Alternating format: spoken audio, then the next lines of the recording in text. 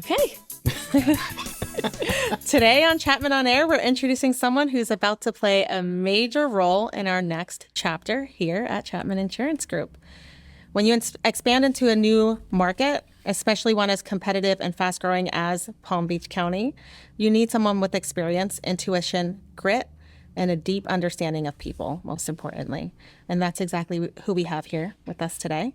Tim Carley is stepping in to lead our Palm Beach County office, bringing the Chapman name to a whole new community and building something from the ground up with the same standard of excellence we're known for here in Southwest Florida.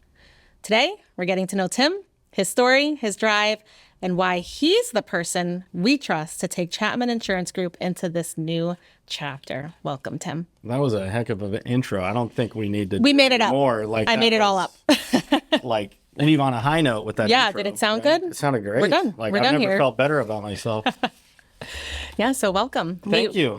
Happy to be here. Happy to be a part of the Chapman family. It's been about 6 weeks or so since I started and just been getting immersed in Chapman culture over here. Been driving over about once a week from the East Coast over here to the West Coast and couldn't be happier about it. Really excited about what we're doing in Palm Beach and just to get to know the company. So, yeah, very excited. We are too. So before we talk about the new office, let's talk about you. Ooh. Yeah, you're in the hot seat. What's the story that brought you into this industry? Into this industry. Okay, so let's see. I right out of high school, in college in 2000, I got involved in a Christian outreach ministry called Young Life. Kind of dove headfirst into it and went on staff in 2000. And I didn't go off staff until 2022. So all that, I grew up in the Georgia, Atlanta area. And so I was on staff with Young Life for a really, really long time, 22 years. And my last assignment with them was in Palm Beach County. And so moved to Palm Beach County in 2013, down from Atlanta with that ministry. And come 2022, I just kind of felt like my time was coming to a close. There was a little bit of burnout there, just kind of something that I really found my identity in and just wasn't really loving what I was doing anymore. Insurance was kind of the last thing on my list, on my mind. I never thought like, oh, I want to go sell insurance. That wasn't your dream when you were a little boy? It's as exciting as insurance is. Yeah. It just never occurred to me. And so I got introduced to a guy who owned another agency, friend of a friend. He introduced me, and that guy was looking for some business development skills in his agency and for some help in leadership. It was a really, really fast-growing agency. They did a lot of online search engine optimization. That's how they got all their leads and all their marketing. And so I came in to kind of help put hands and feet to some of that marketing locally. And so I spent about 6 or 8 months doing that with them. And then kind of the needs of the agency grew.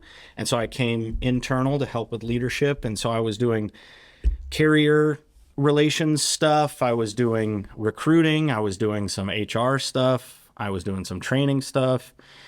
And I was helping out with customer service. I was doing a lot of stuff. So I kind of got to know the industry over those 3 years. And then earlier this year, kind of found myself in a place where I was like, hey, I think I would like to do something on my own. Brian Chapman and I had struck up a friendship through that. We're in the same network, both of those agencies, my previous agency and Chapman Insurance Group. And so I called him actually for some advice. And then in that phone call, pitched him on the idea of opening up a Palm Beach office. Unbeknownst to me, part of Chapman's 10-year vision was to open up on the East Coast. And he and I just started to work on it from there, and that was early August. And by September, I was hired, and we were off to the races. The ball was rolling. Yeah, so that's how I ended up. That was more than you asked for. That's how I ended up in insurance, and how I ended up here at Chapman. Yeah, no, I love it. I love hearing. I think everybody wants to hear that story. Everybody. It's a great story. Who doesn't want to know the story of Tim Carley? 100%. Getting into After insurance. that intro. Yeah. Okay. We have to keep it up there with the intro. Okay, let's go. So what's something that you learned early on in your career outside of insurance that still guides how you show up professionally today? I think you might be able to relate to this. Like, well, maybe not this part. I'm just going to say it. We'll figure out if you relate to it or not. I was like a class clown type. I know you probably can't tell, but I don't relate to that. Well, here's what you might relate to. Okay. Is the but the teachers didn't, they all liked me, right? So like I was a C student that was every teacher's like favorite student. Okay. So I would participate in the class. I would make the teacher laugh. I'd make people laugh around me, and I'd get in trouble a lot, but it was just like little trouble. And that eventually translated to beyond the academic circles. It was like, oh, this is an actual skill to be able to walk into a room and to be able to meet someone you've never met before and then put them at ease. And then before you know it, you're deep into a conversation with this person. And so I really honed that skill over my 20 years in ministry, doing everything from fundraising to going into a high school cafeteria to meet high school kids that I didn't know, to coaching a sport I never coached before, to whatever I was doing. That skill set of kind of trusting that the relationship is gonna be the key to everything has kind of gotten me to where it's gotten me. And where I am now, that's a skill that I still trust, and it's a skill that I lead with, and I found that it just helps me out in kind of any situation, especially in a networking or a marketing kind of situation, which is what my main role as we break into a new market is going to be business development. To be able to walk into a room filled with realtors, or a room, I found myself at these boardrooms with the carriers, these $1 million carriers, and here I am just, imposter syndrome's like through the roof, but it's just like at the end of the day, people just want to be able to have a conversation with somebody. Yeah. And so relationship management is really what I would say is my only true expertise, but it's something that has carried me kind of through my entire career. I love that. Yeah. It's like, it makes me think of the quote, "No one is you and that is your power." Sometimes that is literally, write it down. Coming up with all sorts of great things today. But no, it's true. I think sometimes people focus in on what they're not good at instead of taking a step back and seeing what they are good at. Everybody has a skill, even if they haven't uncovered it yet. Well, and I think in our industry too, like there's a big need for subject matter expertise. There's big need for people who know exactly, the difference between this policy and that policy, and the difference of how it all is going to play out, especially if you're a producer and you're writing that business. There's a high need for your subject matter expertise. But I think on the front end, there's another subject matter expertise of how do we get that business in the first place? So I think essentially, we're selling the same insurance that the independent agent next door to us is selling, and the same that he's selling. The product's not different anywhere you go. So what sets us apart in Chapman is our people. And that's what I really, really love. And that's what I kind of gravitate towards, because the policy is going to look the same no matter who writes it, but you're kind of selling yourself, or you're selling you as a person, not necessarily the insurance. It's all about relationships. Yeah. All of it. I mean, I think most things in this world is about relationships, whether you realize it or not. But the people, the heart behind the people, them actually doing that extra work to place you with the right policy, right? Because that's a thing too, right? Of course. We all have access. Well, I'm going to say this, pat ourselves on the back. Chapman has access to more carriers than any other agency in Florida. Really? So, yes. That's exciting. Yeah. Did you not know that? I should probably know that. Let's rewind. Yeah.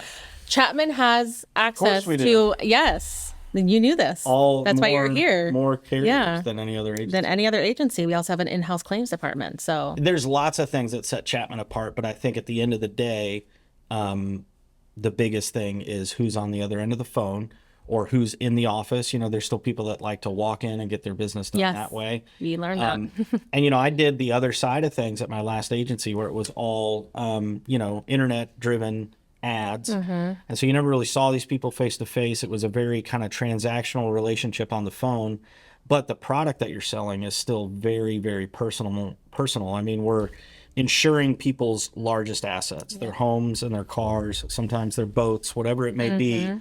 But these are the largest purchases they've made in their lives. And so especially we're really sensitive to it here in the Southwest of, what a storm can do. I know you especially, because you've experienced it personally, what a storm can do to a home and how much that can really devastate people. And if they don't have a good insurance agent to kind of see them through, then you're just kind of left blind, which is where our in-house claims department, as you mentioned, was born out of, is wanting to be able to be that next level care and service for the customer. And I think that's what kind of keeps people coming back to Chapman. It's not necessarily, yes, we have better products. We probably have a better process, whatever it may be.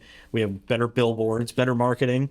Well, thank you all very those much. things. But it's that we're going to take care of the people in a better way. Yeah, we don't just wipe our hands once they have the policy. Which is easy to do because, I mean, the policy, we're the broker. The policy is held by somebody else, held by a carrier. So really you deal with them for your claims. But being that intermediary is really just kind of a place where someone can go and get their questions answered. And it's amazing when you truly do care about the people that you do business with, what can come from tragedy or calamity, right? So we talk about the hurricanes of 2022, Hurricane Ian, a horrible time for Southwest Florida, very devastating time.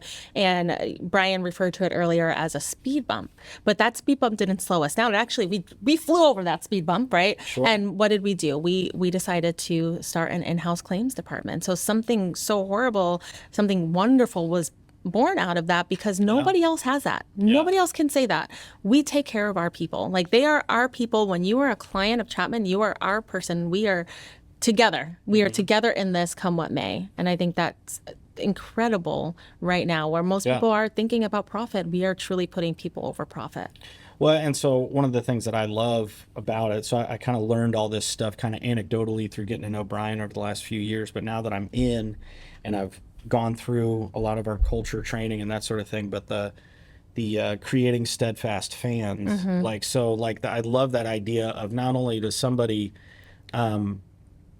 they're great customers of ours, but they're fans of Chapman Insurance Group, which means that they're probably going to market for us. Yes. They're going to tell their neighbors about the good experience that they had. They're gonna post about it, or they're going to give a good review or whatever. So creating those fans, and then that actually keeps, if you think about it from a performer or an athlete standpoint, right? If you think about keeping the fans happy, like that means we have to continue to perform at a really high level to create those steadfast fans. And so I really love that kind of approach to our business, and I really gravitate towards it because, again, what's going to set us apart?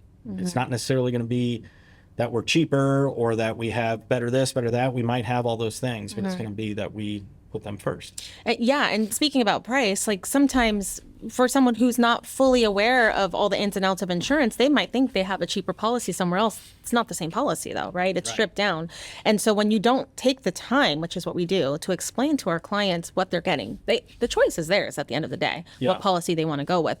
But we make sure that they understand what they're getting involved in. We like to quote right, not reckless, because we know it's going to affect them later on down the line. It's easier to just give it the cheapest policy without an explanation. They feel better about it in the short run. In the short run. Yeah. But then, like you said, we're creating steadfast fans. It's that continuity that comes from treating people right and looking out for their best interest, because when a storm rolls in, which it will, it has, and it will continue to roll in. In Florida, all the time. All the time. And yes, you're right. And in life, or who is standing by their side.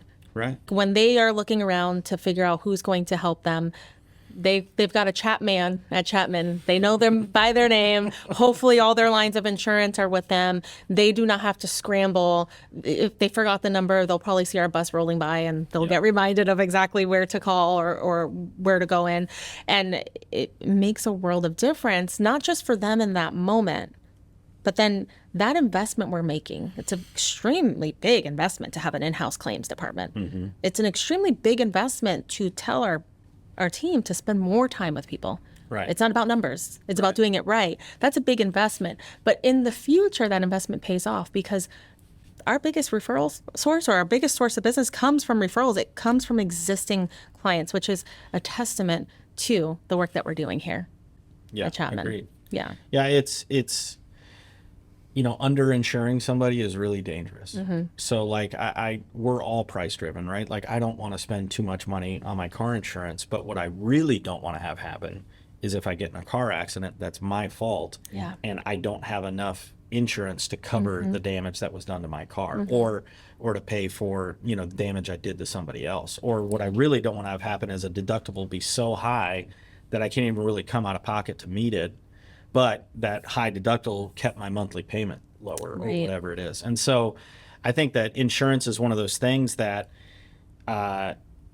you can kind of pick and choose your level of risk that you're comfortable with. But everybody's comfortable with more risk, when they're not facing down Right. a storm or Yeah. a claim or whatever it is. And we were set up at the Fort Myers Boat Show yesterday, you and me and a few other salespeople and one of our carriers, and just the conversations we had with people there. And I mean, these people are out there to look at boats. Like maybe they're in the market for boats, or they're just out there having a good time. But literally everybody in Southwest Florida has a claims story. If it didn't happen to them, it happened to their neighbor. Yep. Right. And so like everybody here has an opinion about insurance. Everybody has an opinion about insurance everywhere, but especially in places that have been affected by storms. Now, on the East Coast, we've been fortunate enough to not have too many huge, devastating storms. We've had some storms come through for sure, but a lot of people on my side of the coast would vacation quite a bit in the Bahamas. You know, it's if you have a boat, it takes you 2 hours to drive to the Bahamas from Jupiter.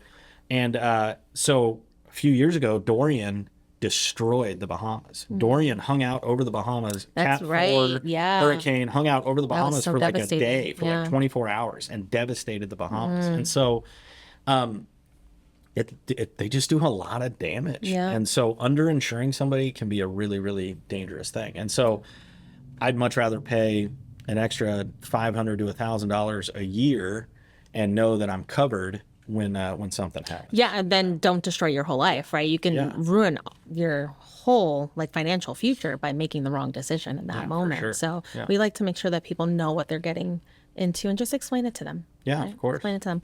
So before we wrap up, I just want to hear a little bit about your vision for Palm Beach County. I'm going to hear a little bit more about you, what sets you apart.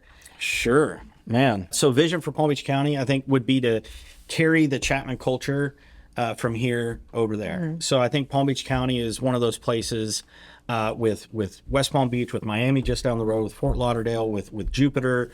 You can kind of get enamored with Palm Beach County of, you know, kind of the celebrities that are around, like, oh, you know, Michael Jordan owns that restaurant, and, you know, Tiger Woods is that a restaurant. So you can kind of get enamored with this kind of Southeast Florida vibe, but it's really filled with a bunch of middle-class people who are just trying to survive. Honestly, that makes up most of what Palm Beach County is. And there's definitely tons of affluence over there, same as it is on this coast. Most of the people are blue collar, not blue collar, but right there in the middle class families just trying to survive. Yeah. And so what I'd love to do is take a genuine product that we have, and then our genuine culture, and establish it in a place that maybe is a little bit too used to frills and kind of pomp and circumstance and that sort of thing, and just be kind of a different voice in that arena.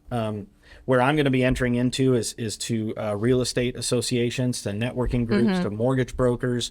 Lots and lots and lots of money changing hands in real estate over there, and to be able to be kind of a piece of that puzzle, or to be able to put people at ease with the policy that they're buying to insure the house that's now $1.5 million that 5 years ago was $700,000. You know, Tell me like about it. everything's Yeah. going through the roof. So now you need an insurance policy to help keep that house, Yep. you know, help keep that going. And so my vision for Palm Beach County is to do what we've done over here, which is establish a really, really good, solid reputation that people can count on, and to grow the business. Palm Beach, Broward, and Dade County have more people than the rest of the state combined. So it's the most population dense part of Florida is in those three counties. Palm Beach County is the largest landmass county, I believe, and the third largest population county. Dade and Broward, or Broward and Dade are the other two. So there's so much room to grow over there. Yeah. Chapman Insurance Group, we're going to get something established in northern Palm Beach County, and it's going to work. I know it will. And then we're going to be looking to expand, I think. I'd love to copy what's happening over here, over there, to have a group of offices that are all within about an hour of each other, that are kind of establishing a good reputation on that coast. And it'll come. Yeah, that's my vision for it. And it's going to start with, I just hired my first salesperson. Brian just, got an offer accepted on an office space over there for us. So, I mean, we're starting. Yeah. You know, you're gonna come help me paint it, the Chapman colors, right? I'm going to give you the swatches. You're not gonna. I thought Is there pizza? the marketing VP, like, That's part of my job. yeah, you paint. I'm losing the track of colors. what's part of my job these days. So I just want to establish what you guys have here, Yeah. and establish it over there. Absolutely. And take the reputation, take the culture, take it all with me from here to over there. Yeah. So. Well, we are extremely excited. The moment I met you, I knew this guy. Brian knows what he's doing. He knows what he's doing. This is the guy for the job. We're going to have you back on podcasts as we grow. We're going to check back in on those goals that you just set out and see if we've accomplished them. It's fun to sit here. 2 years ago, Brian and I were talking about some goals and we've accomplished them. So it's nice to have that recap and go, yeah, that thing we talked about 2 years ago, it's happened. So exciting. Yeah, we'll be doing the same with you. I hope Absolutely. So. Yeah. Going to ask you a few questions before we wrap up here. Sure. Rapid fire All right. style. Rapid fire. Let's find the extra hard questions. Where did I put them? If it's my login for Applied Epic, I don't know it. 1, 2, 3, 4. Probably. All right. Okay, I'm ready. I love asking people this question. How do you start your day? What gets you pumped up? How do you know you're going to have a successful day? If you're going to have the most successful day, what are you doing in the morning? If I'm going to have the most successful day, it's up by 5 a.m. Oof. You've lost me. It's some prayer time, and then the gym by 5:30. I haven't eaten or drinking anything yet, maybe a little bit of water. And it's either I do a lift or I do kind of a 3-mile loop in my neighborhood with I wear like a weight vest and I take my dog around. Do the rucking. I do the rucking thing. Yeah. So it's got to start with exercise. So I got to sweat it out first, get that done and over with. And then it's home by like 6:37, and then I'm helping my wife and my 3 kids get out the door, heading to school. She teaches at the school that they all go to. Oh, I love that. And then they're out the door, and then I'm moving. I'm out the door, not far behind them. 7:30, 8 o'clock. I'm heading to a meeting, or I'm heading to a coffee shop to get some work done. Because I haven't had an office soon to my new office to get some work done. But I got to go be with people. If my day is too much alone time, I'm not going to get a whole lot done. I know that that might be. Oh no! Sometimes I'll wrap up at the office and go sit at a coffee shop just to have people around. Yeah, it gets the juices flowing. And I do my best work across the table from somebody. Yeah. So I really need to be around people to work well. No, so, I hear you. I know a lot of people are doing virtual podcasts now. I can't do it. Can't do it. Can't do it. I want to see people. I want to feel that energy. Yeah, like for sure. I definitely vibe off of that. Okay, few questions. A leadership trait you admire most in others? Wow. Told you. I gave you my hardest question. A leadership trait I admire most in others. I would say the ability to make hard personnel decisions and still be able to maintain and do it well. Yeah. So like if you had to let somebody go that just was underperforming, but they're a part of your company, but like it's just the right decision. It's time for them to move on. I found myself trying to make every excuse in order to keep that person, to avoid that hard conversation sometimes. I've gotten better at it, but it's definitely a trait that I admire. I also, and then on the flip side of that, like some people can rip the Band-Aid a little too quickly. So it's kind of that sweet spot, because I really do think it doesn't matter what your business is. At the end of the day, you need people to run the business, and you need people to perform their best. Yeah. And so when people are underperforming and you have to make those tough decisions, I really admire someone who can do that well. Yeah. And not waste too much time, not make too many excuses, but also not pull the string too early. Yeah. That's a great answer. Thank you. I love it. I think sometimes people will hold on to a team member because they don't want to hurt their feelings, or it's hard. It's not an easy thing to do. No. But if that person is not a right fit for your organization, it also means that your organization is not a right fit for that person. And you might be holding them back from doing something that works much better for them, and they can live a life that they enjoy. Which, when you're letting somebody go, sounds like an excuse. Right? When you say like, hey, I don't want to hold you back. But it's the truth. Yeah. I don't want to hold you back from what's next for you. And unfortunately, most of us have been on the receiving end of those conversations when they're not going well, right? There's a way to do it and a way to do it well. And because it's not you, it's me. It's not you, it's me, but you can do it in a genuine way, because you really are holding them back. Because at the end of the day, if they're not the right fit, then they're wasting their time sitting there when they could be off doing something else, possibly making more money, or at least making a better impact. That's a tough one. Personnel is a tough one. Yeah. Well, that was a great answer. I'm going to leave it right there, because I know we're going to have you back, and I am so excited I'm so excited for what's to come in Palm Beach County. So excited to have you leading the charge over there. You're And going to come visit, I'm right? definitely coming, not to paint. Not to paint, but just to come hang out. I'll watch the people painting, Sure, yeah. Yeah. but there will be pizza, right? Yeah, whatever you want. There's no painting party without pizza. Yeah. Yeah, no, I'm looking forward to that. That'll be great. And I'm Can't looking wait. forward to sitting back down here and hearing the progress. Episode 2. Episode 2. Coming soon. Yes. You heard it here first. Thank you so much, Tim. Absolutely. All right. That's awesome. See